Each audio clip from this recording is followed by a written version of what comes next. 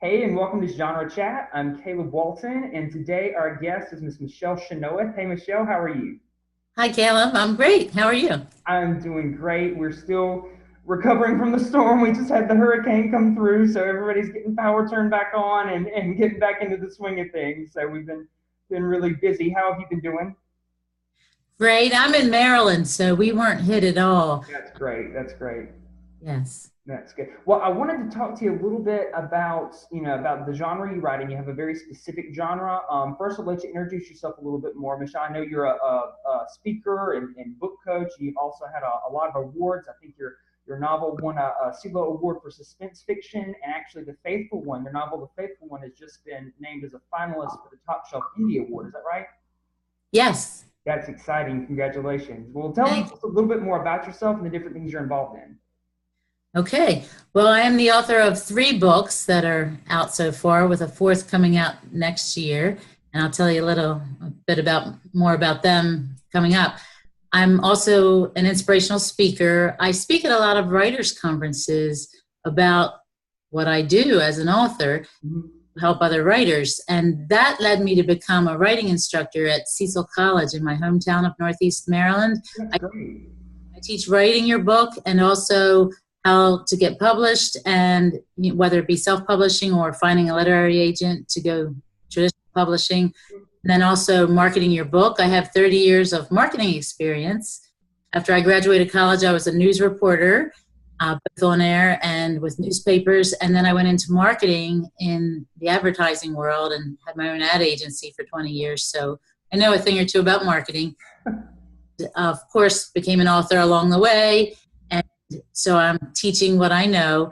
And that has also led me to become a book coach. So some writers have come to me saying, can you help me with editing, proofing, help me get published, whether it be on Create Space or otherwise, and help me market my books. So I've helped several writers become successful authors as well. That is awesome. I love that you had that newspaper experience and the marketing of it. That was really interesting, and probably helped a lot when it came to like the novel writing too, having all that experience behind you. Yes, yes. I've always had my hand in writing. That's great. That is awesome. I'm the same way. I know. I noticed on your website you were talking about your first book was written on a binder, like a spiral binder. I was like, I can remember doing that with the little crayons as a kid. As a kid, yeah. That's awesome. Well, I wanted to talk a little bit about your contemporary Bible stories. That's the three books you said that you've had out so far. I mean, I'm really interested in learning a lot more about that. First, define that a little bit for me. I mean, exactly what does that all entail for that genre, and why did you decide to write in that? Well, I'd like to say it chose me, and I'll tell you a little bit about that. But my novels are contemporary suspense with a little romance, fast paced fiction. I call them edgy, inspirational fiction. They're based on Old Testament stories in the Bible because I feel like those Old Testament stories are hard to read. I feel like Old Testament stories are, easy for us to understand today. So I don't touch those. And thus, you could consider them Christian fiction, but also outside of that, Jewish people, can appreciate them too and read them too. So they cater to a really non-denominational and even universal audience because they are edgy and modern day. So Mhm. I reimagine the stories in the Old Testament in a contemporary way with characters and plots that we can relate to today. But I stay true to the plot. The way I came to write this, I'll try to cut it short, but well, I've always wanted to write since I was 10 years old, and life happened, graduated, got married, had kids, was a news reporter, went into marketing, had my own business, got divorced, lost my business, got remarried, acquired two more kids, life, right? Got to pay the bills. But along the way, that writing bug bit me again, and I wrote what I thought was the next great American novel. It was about being a reporter. They say, write what you know, and a destiny of doomed love affair. And it won the drama fiction contest with the Maryland Writers Association. Wow. Yes, but the prize was literary agency representation with Writers House in New York, a big agency. That's a wonderful prize. That's a really good Literally, prize. but the ending wasn't so good. 9/11 happened, and they were in New York, and we all lost the prizes. That book never saw the light of day. I shopped it, and it was before create space, Wow. and we literally lost the prizes, and I was devastated. Driving along, and literally the thought hit me out of the blue. You should write a story or a novel based on the book of Job. At the time, I said, I wasn't a big Bible reader. I knew the Bible. I'm Catholic. I heard the reading at mass, but I was like, why? I just wanted to be rich and famous at the time. A big time author. I thought, how is that going to get me there? And it wouldn't let go. So I started to write it, and I realized God was tapping me on the shoulder. I was going through a lot of Job-like stuff, losing my marriage, losing my business, losing my health, losing my kids who were becoming teenagers. And um, I had the family disease of alcoholism. And in the end, God brought me through all that. In writing the book, it helped me, and then I help others. So fast forward to today, I'm living my dream as an author, speaker, book coach. I also am happily remarried with 5 kids between us, great relationships, and I have been in recovery going on 15 years. So life is good. And that book, based on the book of Job, became The Faithful One, my first novel, and set me on the path to this genre.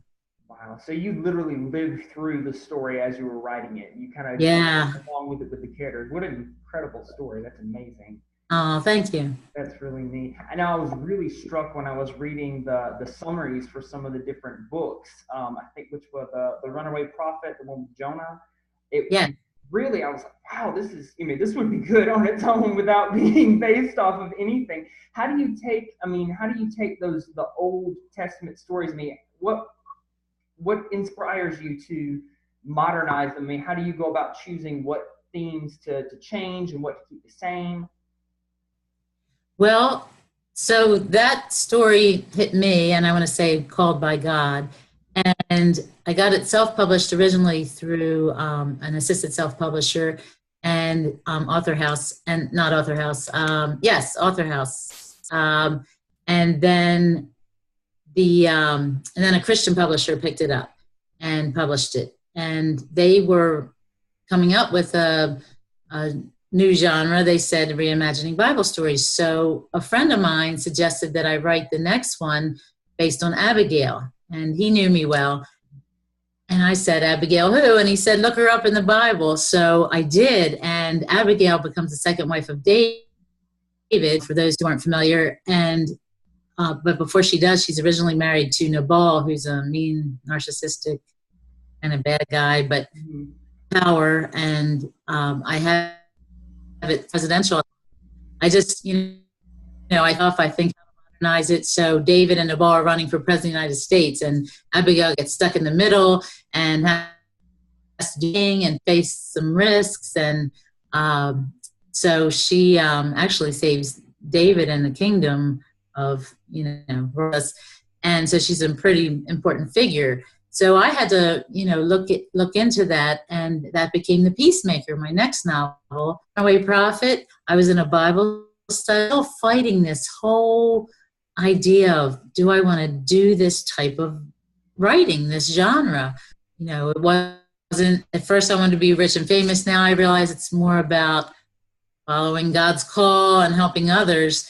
And that's exactly like Jonah. So I was in this Bible study, and we were studying Jonah, and I realized I'm a lot like Jonah, trying to God's call, the message. If you try to run, you can't really hide. And just they say, write what you know. So bits and pieces of me are in there, or people I know, or places. And so I pieced those stories together, but I really stayed true to the plot, but then reimagine them in a modern day way. That's incredible. I like that. I'm actually really interested to get to read them. I haven't had a chance to read them yet, but looking into them, they sound like something I would really enjoy. What do you find is the main difference between writing in this sort of new discovered genre, and in other types of fiction? I mean, what's the same? What's different? What do you find? Well, I feel like this is almost somewhat of a unique genre. There are a few other books out there, but I don't know of any that are totally contemporary but stay true to that Bible story. I know of a few others that, touch on the Bible story and maybe are set like in the past, like Francine Rivers, Redeeming Love.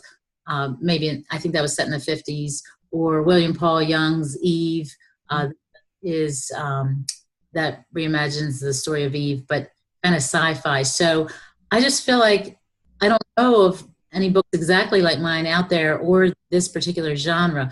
But what makes it different, I think, is that it bridges the gap between Christian fiction, which, tends to be, very clean. And my books are clean. They don't, they do meet those Christian guidelines, but they're also universal. They have, themes and characters that are real. I mean, the Runaway Prophet's set in Las Vegas, and there's prostitution and there's gambling and there's drug addicts and some bad stuff going on. There's an underground Islamic State radical terrorist group, new mafia, trying to destroy Las Vegas, which is like a modern day Nineveh. Mm-hmm. So, it's real, it's gritty, and that's really what's in the Bible. We just have to, One of my very good friends, Molly Jo Reilly, she told me one time, talking about that very thing, about how, different kinds of edgy Christian fiction, you can't really show how well God can rescue you from something until you show what he can rescue you from. So, I mean, honestly, it's that kind of thing that needs to be told to point people in the right direction. Right. And sometimes when God rescues you, sometimes when you rescue others, God rescues you in the process. That's part of the message as well. Yep. So I try to get to that message, that underlying message that I think we miss in those Old Testament stories because they're hard to read, they're hard to comprehend. So I try to uncover that, but not in a preachy or religious way. Exactly. How was this giving you more insight into the Bible? I mean, I'm guessing you had to really dig deep with research and the characters and then, different motivations. Has this helped you when you're studying the Bible in your spiritual life? Oh, absolutely. So I've actually sat down and read the Bible cover to cover, but so those three, I told you how they came to me, and I'll tell you about the next one in a little bit, but what I do is start with the Anchor Bible series. It's a really good, and many of the books in the Bible, they're like thick, like the Anchor Bible series are good research tools. They get into, everything about the history and the wording and God's messages. And then I also authenticate each one with somebody in the clergy, various denominations. I've talked to Methodists and Baptists and Catholic and rabbis and make sure that I'm following the scripture story. Mm-hmm. I also authenticate people, places, things that I'm not, intimately familiar with, so to make sure they come across as real. For example, I'm a little bit giving away something, but this is a good example. So the whale in Jonah. Okay, how do you make that contemporary? Well, and Jonah jumps on he runs from God's call and jumps on a cruise ship instead of going to Nineveh.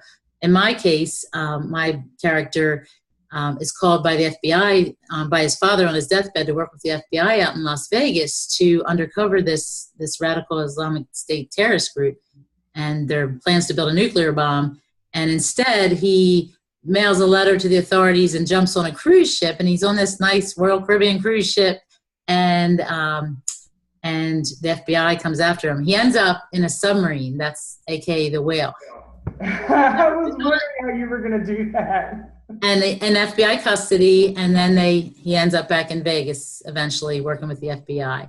So I don't have any experience with a submarine. I've never been on one, but not under the water, just in the harbor, in Baltimore Harbor. I eventually found a friend whose husband was on a submarine as a mariner, Wow. and so I talked to him extensively and sent him the book and made sure that those parts were real.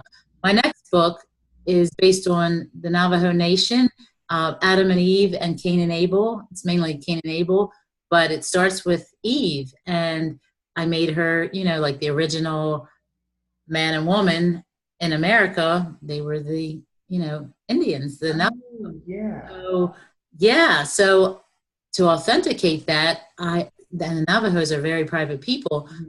Really had a rough time with that, but I really wanted somebody Navajo to read it and make sure I stayed true. So I called out to Dene College out in Arizona, where the book is set, and he is currently reading it. And the PR director happens to be a native Navajo, and yes, he's helping me out. So that's incredible. Those types of sources are like just priceless. And I'm guessing right. your history as reporter and stuff like that is helping you kind of dig in and find it. Does. Yes, it does. It does. And for the faithful one based on the book of Job, I'm Catholic and I wanted to make my character Jewish.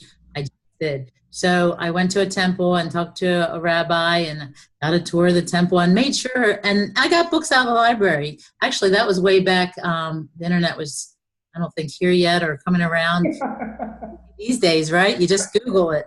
But I got a bunch of books out, and I still do tend to like getting some research books as well. That's good. I like that. How do you research your characters? Speaking of which, I mean, what tools have you used to kind of get in the mindset of somebody 2,000 years or more ago? Well, I do it more like a contemporary way. So, um, Cain and Abel, my next book, The Jealous Son, it's called, and it's coming out next June. My literary agent found a home for it, publisher. Is loosely based on, I have two sons and they have that sibling rivalry, sometimes that love-hate relationship, and they're in their 20s, and I base those characters a mixture, and I bring other parts in. Like I said, I really base my characters on bits and pieces of people I know, or and when I think of them, when I visualize them, they say to do like storyboards or cut pictures out of magazines, pictures online. I tend to think like a movie director, like movies. Who would play my part, those parts in the movies? So I picked, for example, Seth Jacobs in The Faithful One is in his 50s, and he's like has everything. Job had everything, right? Wealth, health, wealth, and good looks. And I picked like a Matthew McConaughey or a George Clooney, to play him. And I visualize that, and then I go from there. I do the same thing. I have an extra little tab on my Scrivener program that's full of pictures of actors that are my characters. Exactly. And it helps you. It helps you get to know them, so to speak. Right. Really, and when you're writing that kind of contemporary, fast-paced fiction, I think it should, and they say show not tell, you should unravel like a movie. You should see in your head. You should be able to picture it. And all we have are words. So I tend to, I think my books hopefully one day will be made into movies. I think they'd make good movies. that would be great. I think that would be fantastic. Yeah, and I love the fact that you're talking about making them real and slightly edgy, and because I mean they were real people. We think of them as just the paintings or the stained glass windows, but they were real people with flaws and that had the same kind of struggles we do. And I feel like that's something really good your books are going to help show. Well, thank you. Tell us a little bit more about your writing process. Are you an organic writer? Well, obviously you have a little bit of an outline, of course, since the plot's already been written. But I mean, do you kind of start out and know everything that you're going to do, or does it sort of write itself, so to speak, or does it sort of speak to you as you go? I'm a big advocate of a chapter outline. Mm-hmm. I teach writing fiction, and I'm a book coach, so I feel like I need a roadmap. I've always been that way. I'm a note taker. So I will write a chapter outline. The thoughts come, but if you don't capture them, especially when you're my age, You want to put them on in writing, and it gives you a roadmap. Like I said, chapter 1, a couple sentences, chapter 2, and so forth. I mean, you're going to veer off of that a little bit, and it changes and evolves as you go along, and you have new ideas and new characters come into play. But at least you know where it's going. Exactly. I'm struggling to find a place like in between the two. I don't know quite what's going to happen, but I also have 3 outlines that I may never use, so I'm a little all over the place when it comes to that. But, right. What ways, I know you mentioned this a little bit before, what are some other ways that you would recommend somebody research if they're interested in writing these types of novels? I would say definitely if you're interested in doing this type of novel, first of all, stay true to yourself. Write, authentically. Don't try to write to the market. Right now, Christian fiction's having a hard time selling, so inspirational fiction. But that has not stopped me. I'm not going to, I love this genre now, and I'm really glad God called me to do it. So, and there's no end of characters, right? I think my next exactly. I think my next one's on Solomon. Just a little teaser there. So I would just say, stay true to yourself, but definitely do a lot of research. I went to a writers' conference at Towson University, the Baltimore Writers' Conference last year, and this writer said it took her 5 years to write the book because she comes out usually with she has a lot of novels behind her, and she said she'll go out to, she'll travel to another country if she has to make sure that book is authentic. And last but not least, if you're going to write, I suggest talking to a biblical scholar of sorts, somebody who knows this, knows the Bible. Yeah, the research is everything. I mean, I've the same things. You ever heard authors that talk about going to other countries or going to the actually interviewing somebody from the FBI and stuff like that, and it really does make a difference. I'm reading a book right now by Davis Bunn, and it's like you reading it and just the dialogue from the police officers talking back to each other. You can tell when it's authentic and when it's not. It really does make all the difference. Right, and that author I was talking about inspired me to track down a native Navajo from the Navajo Nation, because otherwise, it wouldn't be authentic. Exactly. And I meant to ask you, it took me a lot longer, but it's worth it. Exactly. It definitely pays off in the end. What other writers have inspired you? I know you mentioned that just a little bit just now, but what other writers and other books have you read that inspired you as you're going on this journey? I liked the books The Kite Runner and A Thousand Splendid Suns by Husseini. I believe I'm saying that right. Mm-hmm. They were, I tend to mix in the Middle East a little bit in my books. There's just something draws me to that. And maybe it's that whole, Old Testament, mm-hmm. I just had a light bulb moment. That's probably what it is. It's like, that's where it all began, right? Exactly. Right? And, Israel, the Holy Land, the Middle East. And, his books are set over there. And I love John Grisham. I love a good, suspense. I love thriller. Let's see. I like William Paul Young. I like The Shack, and I actually have met him. We exchanged books, and wow. Yeah. And he went from selling books out of his car to selling millions and getting them made into movies. So I know, and because my book is contemporary, but it is inspirational. It's a good example of how books can bridge that gap. And movies can too. It's tough, but it can be done. Exactly. And that's what I'm trying to do. That's awesome. Well, I tell you what, if somebody ever wants to contact you, or where can they go to learn more about your books and the different things that you're up to? Well, they can visit my website. It's www.michele with one L, Chynoweth, and that's how you say it, but it's spelled CHYNOWETH.com. And you'll see book trailers, little movies about my books, and more about my my writing and my speaking engagements coming up. I have several writers conferences coming Yeah, up. I also wanted to ask you about that too. Where are you speaking in the next, in the upcoming future? I am speaking at Canal Town Writers Conference in Chesapeake City, Maryland this Saturday, the 22nd. On October 20th, I have my first keynote address coming up at the Vine and Vessels Christian Writers Conference in Georgetown, Delaware. Great. Backing up the weekend before that, October 13th, I'm speaking at Indie Author Day in Towson, Maryland. Spoken before and hopefully will again at the Kentucky Christian Writers Conference. That's next summer. I've spoken at Maryland Writers Association. That's coming up in March of next year. So just check on my website under news and events. I also have my blog posted there. I'd love for you to, it's a weekly spiritual blog that hopefully is uplifting for people. And they can find me on Facebook, Twitter, LinkedIn, YouTube.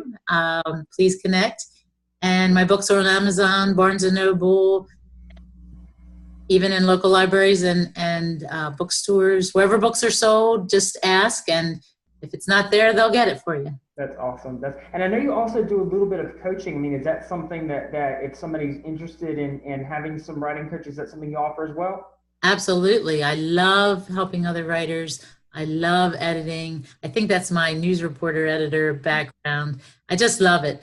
And they can visit me on my website for that, which is bookcoachmichele.com. I like that. I'm constantly correcting people. Always want to spell my name with a K, and I always have to correct them with a C, so I know exactly what that Oh. means. Before I let you go, I know you've given a lot of advice, a lot of really good advice. If you had just one thing that you could tell someone, even if it's not specifically in this genre, an aspiring writer that's trying to get published, trying to get that first manuscript done, what would your piece of advice for them be, your piece of encouragement? Don't lose your passion. Stay at it. Carve out writing time. Carve out time for you. You're worth it.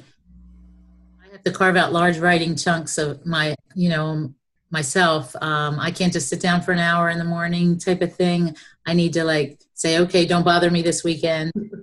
Shut it all off, shut it all out, and get in your, writing cave and write. And stay true to yourself, like I said, and get an editor because your eyes can miss things. You need somebody else professional to read it. I paid thousands of dollars my first time, and I'm glad I did. I learned a lot. I learned how to write dialogue well, and I learned a lot. So it's worth that investment into yourself, and you never get a second chance to make a first impression. So make that first book perfect. Exactly. Well, thank you so much for joining us. I really enjoyed getting to know you, getting to learn more about your genre. I really hope we can have you back on the show sometime in the future, and I'm actually really looking forward to reading your books. One more time, real quick, before we go. When is your next book coming out, and what's the title of it going to be? June of 2019, The Jealous Son. Jealous Son. Okay, I'll definitely remember that. Well, thank you so much for being on the show, Michele. I really enjoyed getting to know you, and we will see you guys next time. Thank you.